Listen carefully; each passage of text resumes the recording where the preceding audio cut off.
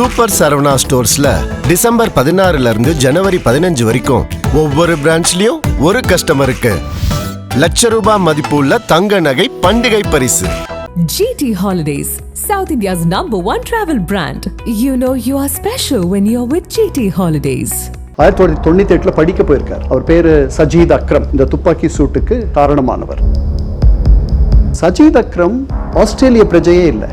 அவர் துப்பாக்கி வாங்கியிருக்கார். இந்த மேலை நாடுகளில் இருக்க பிரச்சனை என்னன்னா, யார் வேணும்னாலும் துப்பாக்கி வாங்கலாம். 100 பேருக்கு 14 துப்பாக்கிகள் இருக்கின்றன ஆஸ்திரேலியாவில். அமெரிக்காவில் 100 பேருக்கு 120 துப்பாக்கிகள் இருக்கின்றன. ஸோ இதை மாற்றணும் அப்படின்ட்டு சில பேர் சொல்றாங்க. ஆனா அதுக்கு மேல போய் யூத வெறுப்பை பேச்சு சுதந்திரம் என்ற பெயரில் நீங்கள் அனுமதிக்கிறீர்கள். இப்ப இந்த 2 பேர் இருக்காங்க, தந்தையும் மகனும். இவங்க 2 பேரும் போன மாதம் நவம்பர்ல பிலிப்பீன்ஸ் போய் ஒரு தீவிரவாத அமைப்புகளை ராணுவ பயிற்சி வாங்கிட்டு வந்திருக்காங்க. ஆஸ்திரேலியா இந்தியா உறவுகளில் வந்து இது எப்படிலாம் வந்து இவர் 98 அங்கே போயிட்டார். அவர் இன்னும் தன்னுடைய பிரஜா உரிமையை மாத்திக்கல, அவ்வளவுதானே தவிர. ஆலிவ் ஆயில் விளக்கு ஒரு நாள் மட்டுமே எரியும், அந்த அளவுக்கு மட்டுமே இருக்கு. ஆனா அது 8 நாள் வருது தொடர்ந்து. அதை ஒரு அற்புதமா அவங்க நினைக்கிறாங்க. ஆஸ்திரேலியா போறதுக்கு ஒரு 6-7 ஆண்டுகளுக்கு முன்பாக விசாவுக்கு விண்ணப்பிச்சிருந்தோம். ஆப்கானிஸ்தான், ஈராக் மாதிரியான பயங்கரவாதமும் தீவிரவாதமும் இருக்கும் இடங்களில் நான் வேலை பார்த்ததுனால இவனுடைய சிந்தனை எப்படி இருக்குன்ற மாதிரி அவங்க அவ்வளவு நாள் எடுத்துக்கிட்டாங்க விசா தரத்துக்கு. நக்கீர நேயர்களுக்கு வணக்கம். இந்த நேர்காணலின் சிறப்பு விருந்தினர் ஓய்வு பெற்ற ஐநா அதிகாரி திரு கண்ணன் அவர்கள். வணக்கம் சார். வணக்கம் அழகு சார். சமீபத்தில் ஆஸ்திரேலியா ஒரு அமைதியான நாடு அப்படின்ற பார்க்கப்பட்ட அந்த காலத்தில் பார்த்தீங்க அப்படின்னா ஒரு துப்பாக்கி சூடு சிட்னி நகரத்தையே தாண்டி ஆஸ்திரேலியாவையும் தாண்டி உலகம் முழுக்கவே ஒரு அதிர்ச்சியை ஏற்படுத்தியிருக்குன்னு தான் சொல்லணும். இதோடைய முதற்கட்ட பார்வை என்ன சார்? இல்லை, இது ரொம்ப நாமெல்லாம் எதிர்பார்க்காத ஒரு மிகப்பெரிய ஒரு நிகழ்வு, ஒரு கொடுமையான நிகழ்வு. போன ஞாயிற்றுக்கிழமை அன்னைக்கு 1000 யூதர்கள் கூடி அங்கே பாண்டி பீச்ன்றது அந்த கடற்கரை வந்து பல சுற்றுலா பயணிகள் விரும்பி போகிறது. அந்த இடத்துல அவர்கள் ஒரு 1000 யூதர்கள் கூடினார்கள். எதற்கு கூடினார்கள்னா, அவங்களுடைய ரொம்ப புனித பண்டிகையான ஹனுக்கா, நம்முடைய தீபாவளி மாதிரியான பண்டிகை, அதை தொடங்கிறதுக்காக அவர்கள் கூடினார்கள். இந்த ஹனுக்கா திருவிழாவினுடைய முக்கியத்துவம் என்னென்னா, அவர்களுடைய முதல் கோவிலை அவர்கள் கிரேக்கர்களிடமிருந்து மீட்டதை நினைவு கூறும் ஒரு நாள். அது அவங்களுக்கு ரொம்ப புனிதமான நாள். அதை அவங்க மீட்ட பிறகு, ஏன்னா கிரேக்க கடவுள்களெல்லாம் கொண்டு வந்து அங்கே வச்சுட்டாங்க, அதெல்லாம் அப்புறப்படுத்தி இவங்களுடைய யூத மதத்தையும் நம்பிக்கையையும் இவர்களுடைய நடைமுறைகளையும் இவர்கள் தொடக்கத்திலிருந்தே இதை எதிர்ப்பவர்கள் பல இடங்களில் இருந்திருக்கிறார்கள். இவர்களை ஆண்ட கிரேக்கர்கள் எதிர்த்தார்கள். அப்புறம் அவங்களோட தொடர்ந்து போர் பண்ணி அவங்கள அனுப்பின பிறகு இந்த கோவிலை மீண்டும் இவர்கள் கைப்பற்றுகிறார்கள். அது சாலமன் கட்டிய கோவில். அந்த கோவிலை கைப்பற்றிய பிறகு அதனுடைய புனிதத்தன்மையெல்லாம் போயிடுது. அதை மீண்டும் அவர்கள் புனிதமாக்குகிறார்கள். அந்த கோவிலில் அவர்கள்கிட்ட இந்த கோவில் திருப்பி வரும்பொழுது ஒரு நாள் மட்டும் எரியக்கூடிய ஒரு புனித எண்ணெய், ஆலிவ் ஆயில் விளக்கு ஒரு நாள் மட்டுமே எரியும், அந்த அளவுக்கு மட்டுமே இருக்குது. ஆனால் அது 8 நாள் வருது தொடர்ந்து. அதை ஒரு அற்புதமாக அவங்க நினைக்கிறாங்க. அதனால் அதை கொண்டாடுற விதத்தில், அதாவது இது வந்து யூத மதத்தையும் நம்பிக்கையையும் எதிர்ப்பவர்கள் நிறைய பேர் இருக்காங்க. இதையெல்லாம் மீறி யூதர்கள் தங்களுடைய நம்பிக்கையையும் தங்களுடைய மீளும் ஆற்றலையும், ரெசிலியன்ஸ், அதையும் தங்களை அந்த கோவிலை மீண்டும் அர்ப்பணிக்கிற ஒரு திருவிழா தான் இந்த ஹனுக்கா. இப்போ நம்முடைய தீபாவளி மாதிரி, அதாவது இருள் விலகி ஒளி வரும் ஒரு விழா. அதில் அதை குறிக்கிறதுக்காக 9 விளக்குகளை ஏற்றுவார்கள். இப்படி இருக்கும், நீங்கள் பார்த்துருப்பீங்க, இப்படி இருக்கும். கரெக்ட். அதுக்கு வந்து கேண்டலபெரான்னு பேர் ஆங்கிலத்தில். அதில் ஒரு விளக்கை எடுத்து மீதி 8ஐயும் பொருத்திட்டு இந்த விளக்கையை வைப்பாங்க, இந்த 9. ஸோ அதனுடைய தொடக்க நாளில் அவர்கள் அங்கு குழுமி இருந்தபோது இது நடந்துச்சு. இதில் நமக்கு என்ன, இது ஒரு துரதிருஷ்டமான ஒரு நிகழ்வு. அதில் இதை செய்தது, இப்போ அவர் உயிரோடு இல்லை. இங்கே நம்ம ஹைதராபாத்தில் டோலி சவுக்கின்னு ஒரு இடத்துல இருந்து போனேன். 1998 படிக்க போயிருக்கார். அவர் பேர் சஜீத் அக்ரம். இந்த துப்பாக்கி சூட்டுக்கு காரணமானவர் அவர் தான் இதை பண்ணது. அவர் இந்திய பிரஜை. அவரை கொண்டுட்டாங்க. அவரை பதில் தாக்குதலில் அவர் இறந்து போயிட்டார். அவருடைய மகன் நவீத் அக்ரம் நிறைய காயமடைந்து படுகாயமடைந்து மருத்துவமனையில் இருக்கிறார். அவர் மீது 15 குற்றச்சாட்டுகளை சொல்லி பயங்கரவாதம், பல கொலைகள் அப்படின்னு மல்டிபிள் டெத்ஸ், மல்டிபிள் மர்டர்ஸ், இதெல்லாம் அந்த நாட்டு அரசு அவர் மீது வழக்கு குற்றம் சாட்டி இருக்கிறது.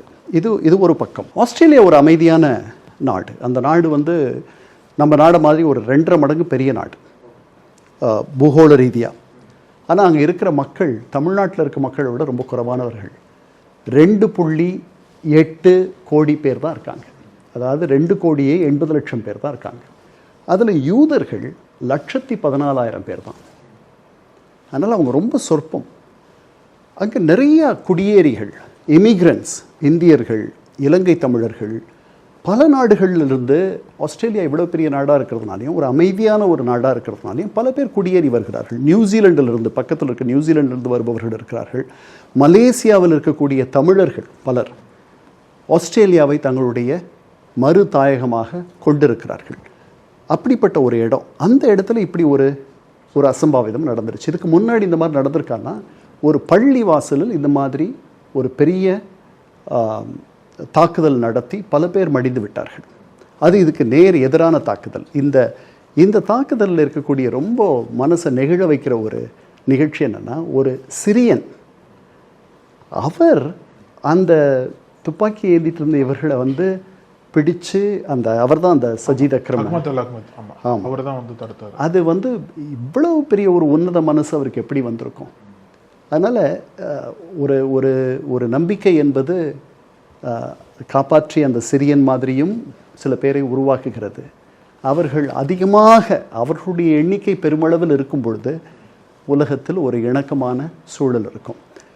இந்த மேலை நாடுகளில் இருக்க பிரச்சனை என்னென்னா, யார் வேணும்னாலும் துப்பாக்கி வாங்கலாம். உங்களுக்கு குற்றவியல் பின்னணி இல்லைன்னு வச்சுக்குவோம், நீங்கள் போய் வாங்கணும்னு நினச்சிங்கன்னா வாங்கிக்கலாம். ஏன்னா அவங்க பொதுவாக அந்த மாதிரி துப்பாக்கி வச்சுக்கிற உரிமை உங்களுக்கு எதுக்கு தராங்க அப்படின்னா, அதெல்லாம் பெரிய நாடுகள், அங்கே வந்து வனவிலங்குகள்லாம் இருக்கும், அந்த விலங்குகளுக்கு எதிராக நீங்கள் துப்பாக்கி வச்சுக்கிறதுக்கு தான், வேறு எதுக்காகவும் ஹண்டிங் பர்பஸ் மட்டும்தான்.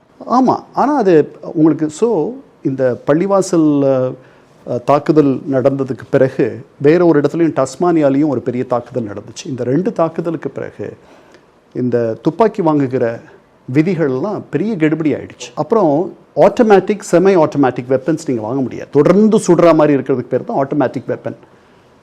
அந்த மாதிரி நீங்கள் லோட் பண்ணி சுடணும். அப்போது அந்த மாதிரி பொருள் வாங்க முடியாது. குற்றவியல் பின்னணி இருக்கக்கூடாது. சஜீத் அக்ரம் ஆஸ்திரேலிய பிரஜையே இல்லை, அவர் துப்பாக்கி வாங்கியிருக்கார். ஸோ இதை மாற்றணும் அப்படின்ட்டு சில பேர் சொல்கிறாங்க. 100 பேருக்கு 14 துப்பாக்கிகள் இருக்கின்றன ஆஸ்திரேலியாவில். ஓகே.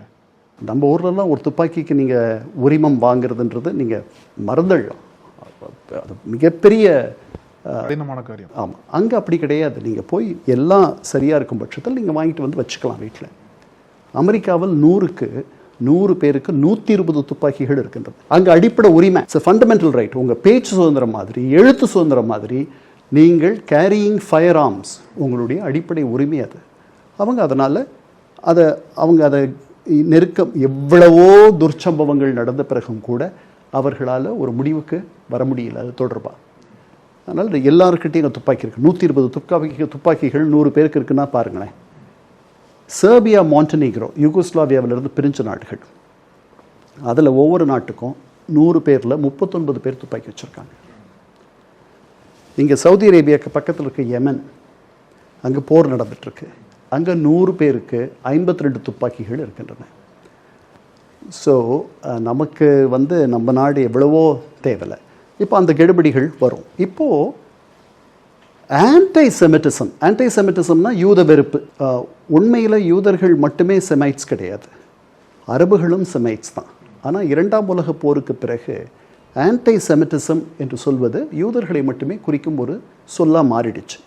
இந்த ஆன்டைசெமிட்டிசம் உலகம் முழுக்க பெரிய பரவலாக எழும்பி இருக்கிறதுக்கு காரணம் நம்ம முன்னாடியே பேசின இந்த பாலஸ்தீன காசா பிரச்சனை. அந்த தாக்குதலுக்கு பிறகு தான் பல இடங்களில் யூத கோவில்களில் தாக்குதலும், யூதர்கள் சாப்பிடும் இடங்களில் அவர்களுக்கு தொந்தரவும், யூதர்களை பற்றி மிக குறைவாக மதிப்பிடுவதும் இதெல்லாம் நடக்குது. அங்கே அக்டோபர் 7, 2023 அந்த ஹமாஸ் தாக்குதலுக்கு பிறகு 2 நாளில் சிட்னியில் சிட்னி ஹார்பர், சிட்னி கடற்கரையில் ஒரு பெரிய பேரணி நடக்குது. அந்த பேரணியை அந்த நாட்டு அரசு அனுமதிக்குது. அந்த பேரணியில் போகிறவர்கள் ஒரு கோஷத்தை எழுப்புகிறார்கள். அவங்க சொல்கிறாங்க, குளோபலைஸ் த இன்டிஃபாடா. இன்டிஃபாடானா எழுச்சி. 2 தடவை பாலஸ்தீனியர்கள் அந்த மாதிரி எழுச்சியை கிளர்ச்சி பண்ணி பல பேர் இறந்துருக்காங்க. அவங்க பக்கமும் சரி, இஸ்ரேலிய பக்கமும் சரி இறந்துருக்காங்க. குளோபலைஸ் த இன்டிஃபாடானா என்ன அர்த்தம்? அப்போது இந்த இஸ்ரேலுக்கு, யூதர்களுக்கு, யூத அரசுக்கு எதிராக நீங்கள் அதை உலகமயமாக்க வேண்டும் அந்த எண்ணத்தை அப்படின்னு ஒரு கோஷம் எழுப்புறாங்க. அந்த கோஷத்தை ஆஸ்திரேலிய அரசு அனுமதிக்குது. இது இன்னும் சட்ட விதிகளையும், அதாவது ஃப்ரீ ஸ்பீச், பேச்சு சுதந்திரம் என்ற போர்வையில் மேலை நாட்டு அரசுகள் மிகவும் தயக்கம் காட்டுகின்றன. என்ன வேணாலும் நீங்கள் பேச்சு சுதந்திரத்தின் கீழே வந்துடுது. அவங்க ஒரு வரையறை இல்லாமல், பொறுப்பு இல்லாமல், தார்மீக பொறுப்பு இல்லாமல் பேசுகிறார்கள். அதை கட்டுப்படுத்துகிற ஒரு அரசாக ஆஸ்திரேலிய அரசு இல்லை அப்படின்ட்டு சில பேர் குறை சொல்லியிருக்காங்க. இதை விட அதிகமாக போய் நம்ம இஸ்ரேலுடைய பிரதமர் நெத்தன்யாகு, உங்களுடைய அரசு கொள்கைகள் தான் இந்த மாதிரி ஒரு இடத்துக்கு எங்கள் யூதர்களை கொண்டு வந்துருச்சு. ஏன்னா நீங்கள் சமீபத்தில் பாலஸ்தீனத்தை அங்கீகரிச்சிங்க. அது உங்களுடைய அரசு கொள்கை. நாங்கள் பண்ணுறது தப்புன்னு நீங்கள் நினைக்கிறீங்க. உங்களை மாதிரியே மேலை நாடுகள் பல இப்போ சமீபத்தில் பாலஸ்தீனத்தை அங்கீகரித்தார்கள். போர்ச்சுகல் அங்கீகரித்தது, அயர்லாந்து அங்கீகரித்தது, நீங்கள் சமீபத்தில் அங்கீகரித்த ஒருத்தர். நீங்கள் இந்த யூத வெறுப்பை போதுமான அளவு கட்டுப்படுத்தலை. அதுக்கு அரசு என்ன சொல்லுது? அப்படி இல்லை, நாங்கள் நாட்சி குறியீடுகள், நாட்சி அடையாளங்களெல்லாம் தடை பண்ணிட்டோம், வெறுப்பு பேச்சையும் நாங்கள் தடை பண்ணிட்டோம் அப்படின்ட்டு. போன ஜூலையில் இந்த அரசு அல்லது இதுக்கு முந்தின அரசு போட்ட ஒரு குழு, இந்த யூத வெறுப்பை பற்றி படிப்பதற்காக போட்ட குழு, அந்த ஒரு குழு அது ஒரு அறிக்கை தந்திருக்கு. அந்த அறிக்கையில் அவர்கள் என்ன சொல்கிறாங்க, இந்த நாட்டிற்கு வர வேண்டும் என்று எண்ணுபவர்களுக்கு வீசா தரீங்க. அந்த வீசாவுக்கு விண்ணப்பிக்கிறவர்களை நீங்கள் இன்னும் சரியாக ஆய்வு செய்ய வேண்டும், இன்னும் நல்லா ஸ்க்ரீன் பண்ணுங்கள். யூத வெறுப்பு அந்த மாதிரி எண்ணங்கள் அவர்களுக்கு இருக்கான்றதை பார்த்துட்டு அதுக்கப்புறம் அவங்களுக்கு அனுமதித்தாங்க. அது ஒன்று. அப்புறம் ஆஸ்திரேலியாவில் செயல்படும் நிறுவனங்கள் சிலவற்றிற்கு வெளியிலிருந்து நிதியுதவி வருது. அந்த நிறுவனங்கள் யூத வெறுப்பை உமிழும் நிறுவனங்களாக இருக்கக்கூடாது, தடை பண்ணுங்க அந்த மாதிரி வர நிதி. இந்த மாதிரி அது சில பரிந்துரைகளை செய்திருக்கிறது. அந்த பரிந்துரைகளை இந்த அரசு கவனிக்கும்னு நினைக்கிறேன் இப்போ. ஸோ அந்த இடத்துல இருக்கோம். இது வந்து ஒரு அதிர்ச்சி தரக்கூடிய, நாம் நினைச்சே பார்க்க முடியாத ஒரு துன்பமான நிகழ்வு. நீங்கள் சொல்கிறத பார்த்தா அந்த யூதர்களுக்கு எதிராக யாரெல்லாம் செயல்படுறாங்களோ அவங்களை வந்து ஆஸ்திரேலிய அரசாங்கம் ஒடுக்கணுன்ற பட்சத்தில் அவங்களோட கொள்கைக்கு நேர் எதிராக போகிற சார். ஆனால் ஆஸ்திரேலியா வந்து ஜனநாயக நாடாக பார்க்குற சமயத்தில் ஒரு குறிப்பிட்ட ஒரு மக்களுக்கு மட்டும் ஆதரவாக இருக்கணும் அப்படின்னா அதுக்கு எதிராக இருக்க மக்களையும் நம்ம வந்து எதிர்க்கணும் அப்படின்ற கொள்கை போய் சேர்ந்துறாங்க. இல்லை, யூத வெறுப்பு என்பதை யூத வெறுப்பு தான் இந்த இடத்துக்கு கொண்டு வந்திருக்கீங்களே. அதனால் யூத வெறுப்பு பேச்சை நீங்கள் தடை செய்யுங்கள். போதுமான அளவு நீங்கள் அவங்கள தடுக்கலை, அந்த மாதிரி எண்ணங்களை நீங்கள் வளர விட்டுட்டீங்க. ஏன்னா உங்களுடைய அரசு கொள்கையே பாலஸ்தீனத்திற்கு ஆதரவான ஒரு அரசு கொள்கையை நீங்கள் வைத்திருக்கிறீர்கள், அது பரவாயில்ல. ஆனால் அதுக்கு மேலே போய் யூத வெறுப்பை பேச்சு சுதந்திரம் என்ற பெயரில் நீங்கள் அனுமதிக்கிறீர்கள். இப்போ இந்த 2 பேர் இருக்காங்க, தந்தையும் மகனும். இவங்க 2 பேரும் போன மாதம் நவம்பரில் பிலிப்பீன்ஸ் போயிருக்காங்க. பிலிப்பீன்ஸ் போய் ஒரு தீவிரவாத அமைப்புகளை அவர்கள் இராணுவ பயிற்சி வாங்கிட்டு வந்திருக்காங்க. அவர் ஆஸ்திரேலிய பிரஜையே இல்லை, அவர் துப்பாக்கி வச்சுருக்காரு. இந்த பையன் சின்ன பையன், அவன் துப்பாக்கி வச்சுருக்கான். அப்போ உங்கள் கண்காணிப்பு முறை, உங்களுடைய ஆய்வு முறைகள், உங்களுடைய ஸ்க்ரீனிங் இதெல்லாம் சரியில்லை. நீங்கள் வந்து பாலஸ்தீனியர்களுக்கு எதிராக செயல்படணுன்ட்டு அவங்க யாரும் சொல்லலை. அவங்க என்ன சொல்கிறாங்க, பேச்சு சுதந்திரம் என்ற பெயரில் நீங்கள் பல விஷயங்களை நீங்கள் அனுமதிக்கிறீங்க. அது பல மேலை நாடுகளில் இருக்கக்கூடிய சிக்கல். அவங்க ஏன்னா பேச்சு சுதந்திரத்திற்கு ஒரு எல்லையே இல்லை என்று நினைக்கக்கூடியவர்கள் அவர்கள். சார், பொதுவாக வந்து இந்த ஆஸ்திரேலியா சம்பவத்தை விட்டுட்டு பொதுவாக அந்த துப்பாக்கி கலாச்சாரத்தை பேசும்போது சார், இப்போ நீங்கள் ஐநாவில் பணிபுரிஞ்சிருக்கீங்க. ஐநா அலுவலகத்துக்கு முன்னாடியே வந்து துப்பாக்கி கட்டி போட்ட மாதிரி அந்த சின்னமெல்லாம் இருக்கும். அந்த துப்பாக்கி வந்து என் கன் வயலன்ஸ்ன்ற மாதிரி இருக்கும். அது அமெரிக்காவில் தான் இருக்குது. ஆனால் அமெரிக்காலேயே நீங்கள் சொன்னது போல் எல்லாருமே துப்பாக்கி வச்சுக்கக்கூடிய உரிமையெல்லாம் இருக்குது. ஸோ பொதுவாக பார்க்கும்போது இந்த துப்பாக்கி கலாச்சாரம் எந்த அளவிற்கு மக்கள்கிட்ட புரிதல் இருக்குது? ஏன்னா இப்போ ஆஸ்திரேலியாவில் வந்து எதிர்பாராத சம்பவம் நடந்திருக்கு அப்படின்னா அது குறித்தான பார்வை வந்து மாறி இருக்குன்னு பார்க்குறீங்களா சார்? இல்லை, இந்த மாதிரி தொடர்ந்து நடக்குமானால் மாறும். ஆஸ்திரேலியாவில் இப்போ வந்து இலகுவாக நீங்கள் போய் வாங்கிக்கலாம் துப்பாக்கியை.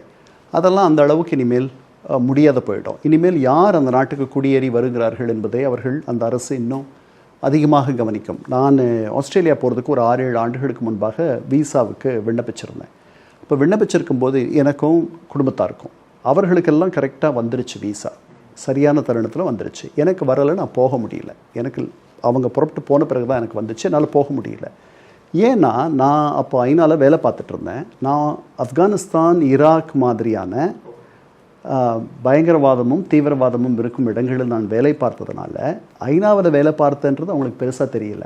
அந்த இடத்துல இருந்து இவன் வேலை பார்த்துட்டு வரான், இவனுடைய சிந்தனை எப்படி இருக்குன்ற மாதிரி அவங்க அஞ்சு அவ்வளோ நாள் எடுத்துக்கிட்டாங்க எனக்கு விசா தர்றதுக்கு. அதுக்கப்புறம் எனக்கு தெரிஞ்ச ஒரு ஆஸ்திரேலிய தூதரக அதிகாரி தலையிட்ட பிறகு தான் எனக்கு விசா கிடைச்சிது. ஆனால் இப்போ போயிட்டு வந்தேன் ஒரு மாதம் முன்னாடி. நான் இப்போது ஐநாவில் இல்லை, சாதாரணமாக எனக்கு ஒரு சுற்றுலா விசா கிடைச்சிது.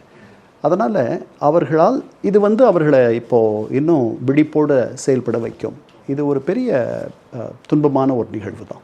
ஸோ இந்த சம்பவத்தில் ஏதோ ஒரு வகையில் இந்தியாவும் இதில் பங்கு இருக்குது. ஏன்னா அது இந்தியாவில் அவங்க ரேடிகலைஸ் பண்ணப்படல, இந்தியாவில் பிறந்திருக்காங்க. அவங்க அப்பா இந்தியாவில் பிறந்திருக்காரு, ஆஸ்திரேலியாவில் போயிருக்காரு. இப்போ அவர் அங்கே சுட்டு கொல்லப்பட்டார் அந்த எதிர் தாக்குதலில். இப்போ இந்த ஆஸ்திரேலியா இந்தியா உறவுகளில் இது எப்படிலாம் அஃபெக்ட் பண்ணணும்னு பார்க்குறீங்க? இல்லை, எதுவுமே ஆகாது, நல்லபடியாக தான் இருக்கும். நாமும் அவர்களும் நல்ல நண்பர்கள். இவர் 98 அங்கே போயிட்டார். அவர் இன்னும் தன்னுடைய பிரஜா உரிமையை மாற்றிக்கல, அவ்வளவுதானே தவிர அவர் ஃபார் ஆல் ப்ராக்டிக்கல் பர்பஸஸ் அவரை நீங்கள் ஆஸ்திரேலியன் தான் எடுத்துக்கணும். அவருடைய தந்தையோட மறைவுக்கு இங்கே வரலை. அவருடைய குடும்பத்தோட பெரிய அவர் தொடர்பில் இருந்தார்னு சொல்ல முடியாது. அவர் இந்த மாதிரி ஒரு தீவிரவாத எண்ணம் உள்ளவர்ன்றதே எங்களுக்கு தெரியாதுன்றது குடும்பத்தார் சொல்கிறாங்க. அதனால் குடும்பத்துக்கும் அவருக்கும் எங்கேயோ ஒரு இடத்துல அந்த உறவு சங்கிலி எங்கேயோ அருந்து போயிருக்கு. அவருடைய சிந்தனை எங்கேயோ ஒரு இடத்துல தவறுதலாக அல்லது தீவிரவாதத்தை நோக்கி போயிடுச்சு. அவருடைய காரில் அவங்க இஸ்லாமிக் ஸ்டேட்டோட கொடிகளை கண்டுபிடிச்சிருக்காங்க. அதனால் இந்த விசாரணையெல்லாம் நடந்துகிட்ருக்கு, நம்ம போக போக பார்க்கணும். அதாவது நம்ம நம்பிக்கைகள் உங்களுடைய நம்பிக்கை என்னுடைய நம்பிக்கை, உங்களை நான் நேசிக்கவும், உங்களுடைய நம்பிக்கை நீங்கள் என்னை நேசிக்கவும் இருக்கிற மாதிரியான நம்பிக்கைகள் இருக்கணும். அதை பார்த்தோம், அந்த சிரியன் போய் காப்பாற்றினதை பார்த்தோம். அது மாதிரி ஒரு உன்னத அவர் எத்தனையோ, அவருக்கும் நிறையா, அவர் ஹாஸ்பிட்டலில் இருக்கார், அவருக்கு என்ன 4-5 குண்டுகளா அந்த மாதிரி ஏதோ. So God bless. அவரை போய் நேரடியாக ஆஸ்திரேலியா பிரதமர் போய் பார்த்து பாராட்டினார். அஃப்கோர்ஸ். ஸோ அது மாதிரி தான் அது மாதிரி தான் எல்லாரும் இருக்கணும்னு நான் நினைக்கிறேன். ஓகே. ஸோ இதுக்கப்புறம் இந்த விசாரணை எப்படி போகும்னு பார்க்குறீங்க சார்? இல்லை, விசாரணை ரொம்ப பாரபட்சம் இல்லாமல் ரொம்ப சரியாக போகும். இது ஒரு குற்றவியல், பயங்கரவாத குற்றங்களையும் அவர்கள் சுமத்தி இருக்கிறார்கள்.